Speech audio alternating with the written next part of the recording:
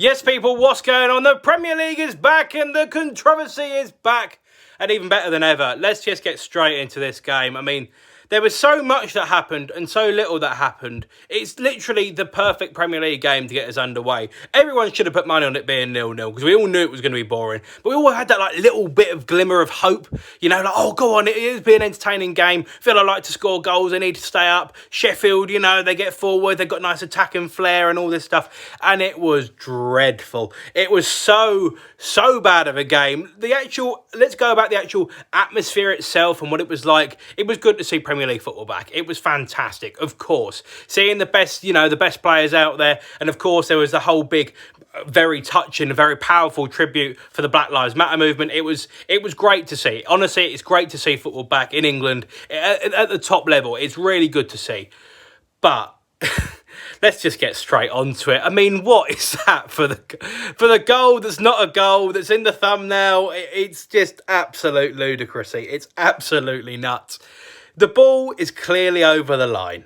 We all know that. The entire world knows that. And the one thing the Premier League did not need on returning is any little bit of, controversy or stupidity or anything to go wrong. They needed everything to be right. The game itself could be boring. They don't care. But as long as it all went running smoothly and calmly, it was all going to be fine.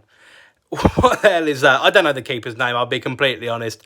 With the Black Lives Matter over the back of the shirts, I couldn't tell his name, honestly. Every picture I saw, no idea who he is. I apologise for that. But it's just a joke. It's an absolute joke. The goal is perfectly fine. The goal should 1,000,000% stand. But now instead we're sitting here, or I'm standing here talking to you, and we're laughing at it. We are laughing at the return of the Premier League. It's absolutely ludicrous. The ball clearly goes over the line. Obviously, there's no way of foul on the keeper. But then what I just don't get is Michael Oliver has clearly got obviously his watch on or whatever. Let's go and have a look at that. Oh yeah, okay, no goal. Fair enough. If you want to go off that, that's completely reasonable. But surely, someone watching, even in the VAR room, wherever it is, Stockley Park, or I don't know if it's been done remotely because of this whole virus, someone's got to look at that and go, do you know what, actually, we need to have a look at that, because I think that's over the line. I know that way I ain't giving it, but someone has to click in their head. Someone has to twig that there's something wrong. And instead of the ball going on and they won a free kick and they took it quickly, well, not quickly, but they took it in too quickly, to be honest.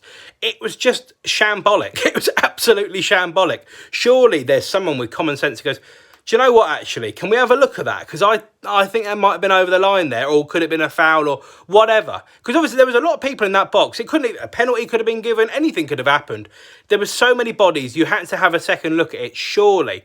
And this is the thing, on the first game back, millions and millions and millions of people watching around the world for the return of the best league in the world, and they can't get a simple goal decision right, whether the ball's gone over the line. We were like pioneers when it comes to the whole ball over the line saga. Because of Lampard and what happened in 2010 and that whole controversy that was at the World Cup, we wanted to be at the forefront of it. And we've got the technology, we don't even fucking know how to use it. It's an absolute joke.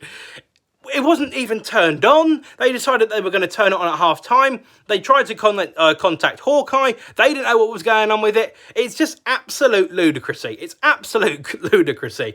And the fact that they haven't come out and said, oh, we apologise for that, and they will, obviously, because they have to. It's impossible for them not to. But all we expected was literally just anyone, to just clock and go, should we have a second look at that? Because this is quite a big moment. And let's be honest, I like Sheffield. Obviously, I'm a Chelsea fan, up the Blue Boys.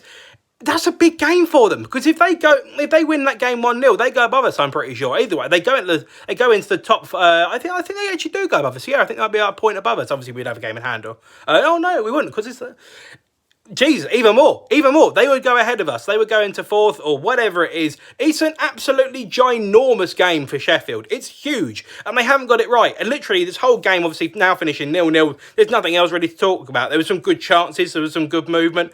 But nothing else really happened. It was just a bit shit, to be honest with you.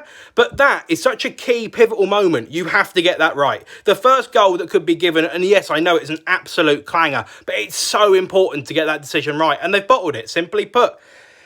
Oh, well, there we are. We've got a huge game coming up next. Hopefully, Arsenal are going to get torn to pieces, which I don't know if it's going to happen or not. And if you're watching this video after the game and Arsenal somehow pull pulled off a random result. Hi, I'm wrong, clearly.